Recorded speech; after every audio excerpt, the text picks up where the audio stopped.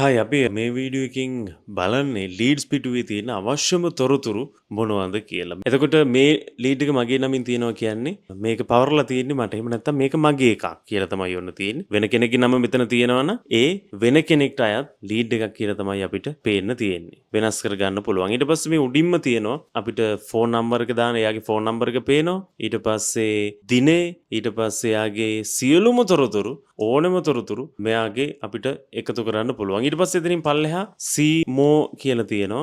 ඊට පස්සේ එතනින් පල්ලෙහාට දැන් විස්තර වලින් පල්ලෙහාදී ඔයාලට කෝල් බටන් එකක් තියෙනවා, ටාස්ක් බටන් එකක්, WhatsApp, add note, payment, ඊට පස්සේ මේකේ history එක බලා ගන්න පුළුවන්, ටාස්ක් එක බලා ගන්න පුළුවන්. ඊට පස්සේ මේකේ location එක ඇතුළු ගොඩක් දේවල් ඔයාලට මේකේ බලා ගන්න පුළුවන්. අපි ආයේ උඩට ගිහලා බලපුවම ඔයා WhatsApp වලින් message කරනවා නම් මෙයාට මේ වෙලේ WhatsApp වලින් message කරන්න ඔයාට අවස්ථාවක් ඔන්න ලබා දීලා තියෙනවා. මෙතන WhatsApp බටන් එක තියෙනවා. ඊට පස්සේ ඔයාට මේ ලීඩ් එක කැම්පේන් එකකට සම්බන්ධ නැද්දද කියලා බලන්නත් ඔයාට මෙන්න මේක ක්ලික් කරලා බලන්න පුළුවන්. ඒ වගේමයි මේ ලීඩ් එක ඔයාට ලේබල් එකකට සම්බන්ධද නැද්ද කියලාත් ඔයාට බලා ගන්න පුළුවන්. මෙන්න මේක ක්ලික් කරලා මේක ලීඩ් කැම්පේන් එකකට සම්බන්ධයිද කියලාත් ඔයාට බලා ගන්න පුළුවන්. ලීඩ් එක ෂෙයා කරන්න, ඒ වගේම ඔයාට ඩිලීට් කරන්න මේකේ ඔප්ෂන් එකක් ඔයාට ලබා දීලා තමයි තියෙන්නේ.